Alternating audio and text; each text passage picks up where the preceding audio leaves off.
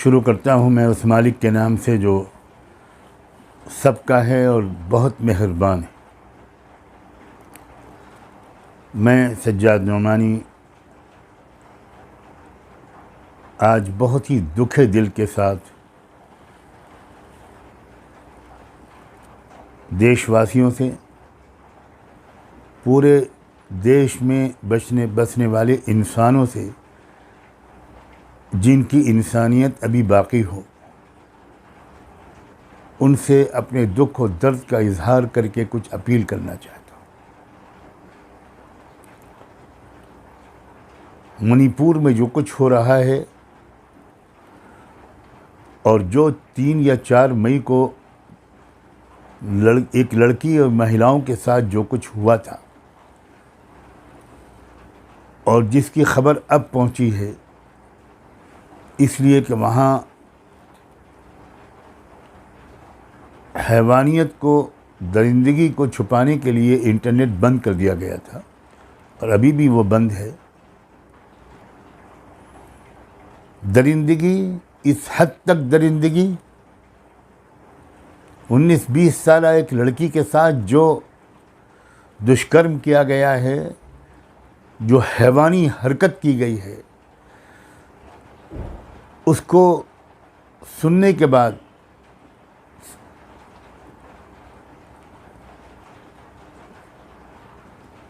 मैं बता नहीं सकता कि मुझ पर क्या गुजरी है और मुझ पर क्या। अगर कोई भी शरीफ इंसान किसी भी समाज में पैदा हुआ हो, किसी भी धर्म का मानने वाला हो,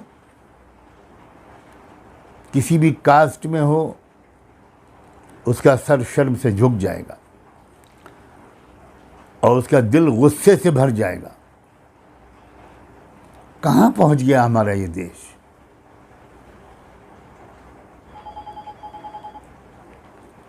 क्या सूरत हाल बन गई है? क्या हो रहा है हमारे देश में? उस लड़की को ले जाकर पहले तो उसके साथ क्या किया गया? नंगा किया गया। उसके प्राइवेट पार्ट्स को हज़ारों लोगों के सामने कुछ दरिंदों ने जो हरकत की है, मैं उसको लफ्ज़ों में बयान भी नहीं कर सकता।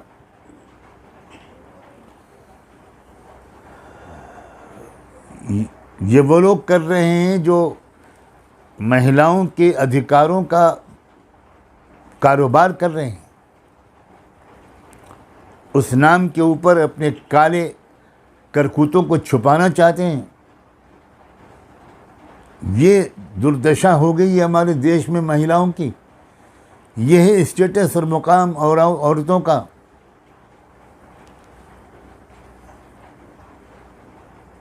औरत माँ हो, पत्नी हो, बहन हो या बेटी, हर हाल में वो इज़्ज़त के लायक है, मोहब्बत के लायक है, आदर और सम्मान के लायक है।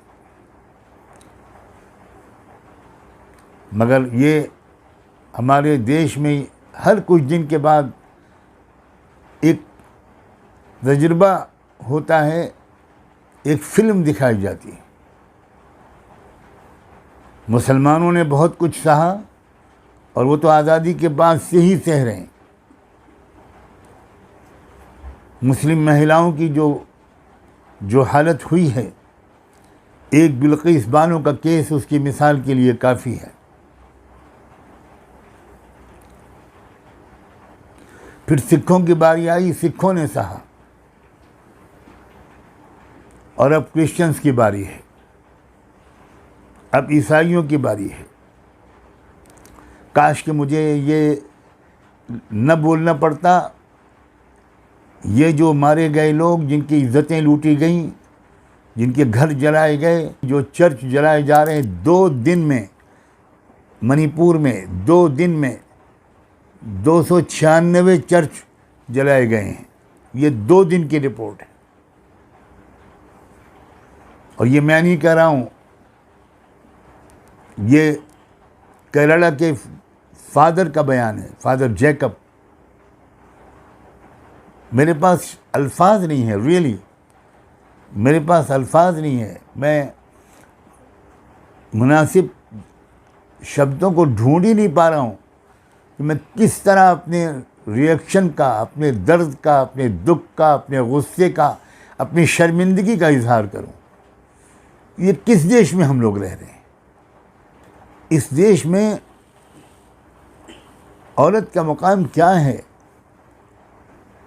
इंसान का मुकाम क्या है? क्या यहाँ सिर्फ जानवर रहेंगे? इंसानों को नहीं रहने दिया जाएगा? लोग हुकूमत की खामोशी का रोना रो रहे हैं और मुझे हुकूमत की खामोशी पर रोना, रोने वालों पर रोना आ रहा है। जो ये सब करवा रहे हैं, आप उनसे क्या उम्मीद कर रहे हैं? वो जब तक उनका टारगेट हासिल नहीं हो जाएगा, जब तक वो खामोश ही रहेंगे। और अब तक का उनका कैरेक्टर बिल्कुल यही है।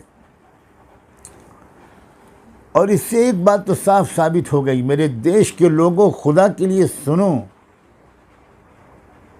ईश्वर के वास्ते इसको सुनो।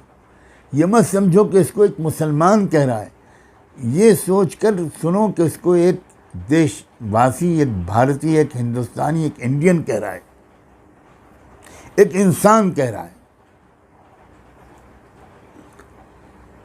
ये ट्रेलर है, इससे अंदाज़ा करो कि जिस तरह का राष्ट्र ये लोग बनाने जा रहे हैं, बनाना चाहते हैं, वो कैसा होगा।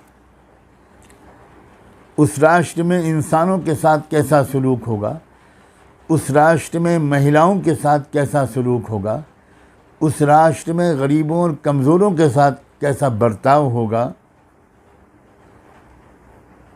क्या देश में ये इंसान खामोश रहकर तमाशा ही देखते रहें? हुकूमत की खामोशी पर रोना गलत है, लेकिन भारत के तमाम 140 करोड़ देशवासियों का खामोश रहना, यह है असल फ़िक्र की बात, यह है असल गम की बात। मैं जानता हूँ, मेरा 50 साल तजुर्बा है और 100-150 साल से मैं अपनी फैमिली के बुज़ुर्गों से ये कहानी सुनता चला आ रहा हूँ, उनका तजुर्बा सुनता चला आ रहा हूँ कि सब हिंदू ऐसे नहीं हैं, हरगिज़ नहीं। गांधी जी भी हिंदू थे, और मैं कितने हिंदुओं का नाम लूँ, लेकिन एक शिकायत मैं अपने हिंदू भाइयों बहनों से, हिंदू लीडरों से, हिंदू लोगों से कहूँगा कि उनकी अक्सरियत ऐसे मौके पर खामोश रहती है। मैं आपसे अपील करूँगा कि आप अपनी खामोशी तोड़िए। आप इसको पॉलिटिकल मसला मत समझिए, आप इसको एक इंसानी मसला समझिए और इंसानी मसला समझकर इसके ख़िलाफ़ आवाज़ उठाइए। मैं मंदिरों के पुजारियों से, साधु संतों से, धर्माचार्यों से, इंटेलेक्चुअल से, प्रोफेसर से, टीचर से, यंग बॉयज़ एंड गर्ल्स से ये अपील करता हूँ कि आप इसके ख़िलाफ़ आवाज़ उठाइए, पीसफुल एहतिजाज कीजिए और ये दिखा दीजिए कि अभी देश का ज़मीर मरा नहीं है। इसी तरह मैं अपोजिशन पार्टियों से भी एक अपील करता हूँ, बहुत दिल की गहराइयों से, प्लीज़ एक उम्मीद की जोत, एक उम्मीद की किरण आपने इस वक्त जगाई है। जब पटना और बेंगलोर की मीटिंग्स के बाद आपने ये देश को संदेश दिया है कि अब इंडिया लड़ाई लड़ेगा, अब इंडिया उठेगा, बहुत भारी जिम्मेदारी आपने अपने कंधों पर ली है और बहुत भारी, बड़ी संख्या में लोगों की दिलों में उम्मीद जगाई है। मैं आपसे कहता हूँ कि छोटी छोटी बातों पर लोगों के विश्वास को टूटने मत दीजिएगा, लोगों की उम्मीदों को टूटने मत दीजिएगा। इंतहाई ज़रूरी है ये बात। जो मैं आपसे कह रहा हूँ। ऐसा ना हो कि जो उम्मीद आपने जगाई वो ज़रा सी आपस के किसी इख्तिलाफ की वजह से वो उम्मीद टूट जाए। आप बचाइए इस देश को, बचाइए इंसानियत को। अपनी पार्टी की सीटें ज़्यादा हों, अपनी पार्टी की सीटें, फला पार्टी की सीटें कुछ कम हो, please, for the sake of God, for the welfare of humanity, for the future of this nation, आप खुदा के वास्ते अब आप ठान लीजिए कि पीछे नहीं हटना। और वो जो आपने एक उम्मीद दिलाई है कि हर जगह पर एक कैंडिडेट खड़ा होगा जो इंडिया का कैंडिडेट होगा। What a beautiful name you have chosen. क्या शानदार नाम आपने चुना है। हम इंडिया के साथ हैं, हम आइडिया ऑफ इंडिया के साथ हैं। आप वफादारी साबित कर दीजिए कि आप इंडिया के वफादार हैं, और फिर देखिए कि हिस्ट्री में आपका नाम किन गोल्डन वर्ड से लिखा जाएगा। ये लास्ट चांस है जो आपको मिलेगा आने वाले स्टेट के इलेक्शंस में और 24 के इलेक्शन में। बहुत बड़ी आपने उम्मीद जगाई है, पता नहीं आपको पूरा एहसास है कि नहीं। जो नाम आपने चुना है उसमें आपने इंडिया की इज्जत को दांव पे लगा दिया। इंडिया हारेगा तो इंसानियत हार जाएगी। इंडिया को जीतना है और उसके लिए आपका बड़े दिल के साथ आगे बढ़ना और डटे रहना ये बहुत ज़रूरी होगा। और इसी तरह मैं तमाम ट्राइबल लोगों से, ट्राइबल भाइयों बहनों से, आदिवासियों से, तमाम माइनॉरिटीज़ से, तमाम शेड्यूल ट्राइब के लोगों से, शेड्यूल कास्ट के लोगों से, ओबीसी से, तमाम अक़लियतों से अब ये कहता हूँ कि बस इनफ इज़ इनफ, बहुत हो गया। अब अपने अपने छोटे छोटे इंटरेस्ट को मत देखिए, अब देश को बचाइए। सिख भाइयों से, क्रिश्चियन से, बुद्धिस्ट लोगों से, मुसलमानों से, और जो लोग भी इस देश में रहते हैं, इवन वो लोग जो कोई धर्म नहीं मानते, आप इंसानियत को तो मानते हैं, आप इस मुल्क में रहते हैं, इस मुल्क को तो खुशहाल देखना चाहते हैं, इस मुल्क को तो आप पुरअमन देखना चाहते हैं। अब आप रैंक एंड फाइल के, अपने रैंक एंड फाइल के अंदर ये मैसेज आम कर दीजिए कि अब मौका नहीं देना इन लोगों को, बस हमने देख लिया, बहुत धोखा खा गए। अब मज़ीद तजर्बा करने की, मोहलत देने की, इंतज़ार करने की कोई गुंजाइश नहीं है।